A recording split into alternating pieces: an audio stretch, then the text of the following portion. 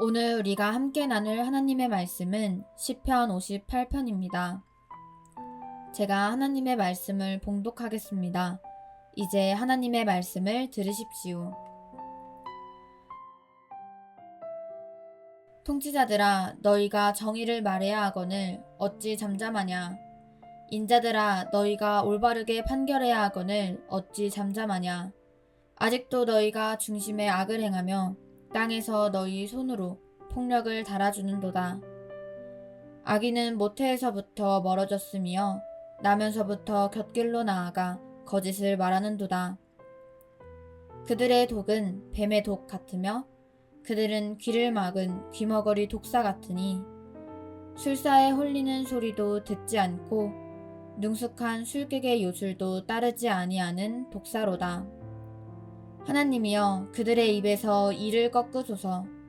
여호와여, 젊은 사자의 어금니를 꺾어내시며 그들이 급히 흐르는 물같이 사라지게 하시며 겨누는 화살이 꺾임 같게 하시며 소멸하여 가는 달팽이 같게 하시며 만삭되지 못하여 출생한 아이가 햇빛을 보지 못함 같게 하소서.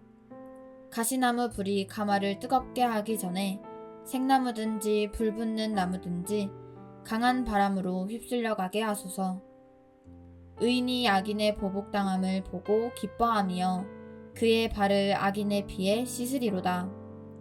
그때 사람의 말이 진실로 의인에게 갚음이 있고 진실로 땅에서 심판하시는 하나님이 계시다 하리로다. 아멘. 이것은 하나님의 말씀입니다. 오늘 우리는 진짜 지독하다 라는 제목으로 오늘의 말씀을 나누도록 하겠습니다. 오늘의 말씀은 크게 세 부분으로 나눌 수 있습니다. 첫 번째 부분은 1절부터 5절로서 시편 기자는 악한 길을 가며 다른 사람들을 타락시키는 불의한 재판관들을 비난한다는 내용입니다. 두 번째 부분은 6절부터 9절로서 시편 기자는 악한 재판관들이 돌이킬 수 없이 빠르게 멸망시켜달라고 하나님께 간구하는 내용입니다. 마지막으로 세 번째 부분은 10절과 11절로서 시편 기자는 악한 자에 대한 하나님의 심판과 의로운 자에 대한 보상을 보게 될 기쁨을 기대하는 내용입니다. 이제 내용을 살펴보도록 하겠습니다. 1절부터 2절입니다. 통치자들아, 너희가 정의를 말해야 하거늘 어찌 잠잠하냐? 인자들아, 너희가 올바르게 판결해야 하거늘 어찌 잠잠하냐? 아직도 너희가 중심에 악을 행하며 땅에서 너희 손으로 폭력을 달아주는도다. 의인은 타락한 재판관들을 비판할 필요가 없습니다.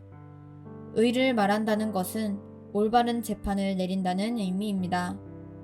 그런데 그들은 정의를 말해야 할 때 말하지 못하거나 침묵했습니다. 그리고 나중에 그들은 들어야 할 때 듣지 못하는 귀머거리들이 되었습니다. 통치자들은 완전히 썩었습니다. 그들은 포악하고 불의한 일들을 지속적으로 행하던 사람들입니다. 그 행동은 마음에서 나온 것입니다. 이 사실은 그들이 중심에서부터 악한다는 것을 의미합니다. 그들은 정의의 저울에서 균형을 찾는 것처럼 보이지만 그들 자신의 악함은 그들의 행동에 영향을 끼쳤습니다. 3절부터 5절입니다. 악인은 모태에서부터 멀어졌으며 나면서부터 곁길로 나아가 거짓을 말하는도다. 그들의 독은 뱀의 독 같으며 그들은 귀를 막은 귀머거리 독사 같으니 술사에 홀리는 소리도 듣지 않고 능숙한 술객의 요술도 따르지 아니하는 독사로다. 의인은 악한 재판관들의 부패시키는 영향력을 비판해야 합니다. 이제 시편 기자는 좀 더 자세하게 그들의 성품을 묘사하려고 합니다. 그들은 태어날 때부터 잘못되었습니다. 그들은 생애 전반에 걸쳐 곁길로 갔으며 죄된 삶의 즉각적 증거는 그들이 하는 거짓말을 들 수 있습니다. 그들이 말하는 것, 특히 거짓말이 뱀의 독 같습니다.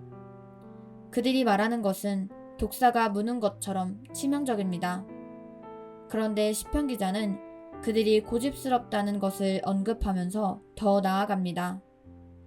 술사에 홀리는 소리를 듣지 못하는 귀먹은 뱀과 그들을 비교합니다. 심지어 주인의 소리조차 듣지 않습니다. 주인은 독사를 홀리는 일에 매우 뛰어난 사람인 것 같지만 그 뱀은 술사의 소리에도 관심을 두지 않기 때문에 매우 위험한 존재입니다. 이 비교를 통해 타락한 재판관들은 가장 위험한 존재라는 것을 명확하게 밝힙니다. 그것은 그들이 주인의 말 듣기를 거부하기 때문입니다. 그들은 하나님을 대항하여 반역의 삶을 살았습니다. 지금도 하나님께 관심을 기울이기를 거부합니다. 또한 그들이 하나님의 소리를 들으려 하지 않기 때문에 가난한 사람들의 울부짖음에 둔감합니다. 그러므로 그들은 정의가 아니라 포악을 행합니다. 뱀과의 비교는 거짓말을 하면서 판결을 내리는 사람들에게 적합합니다. 이 내용은 뱀이 아담과 하와를 미혹해 인류를 죄에 빠뜨린 일, 인간이 처음 경험한 죄악의 현장을 상기합니다.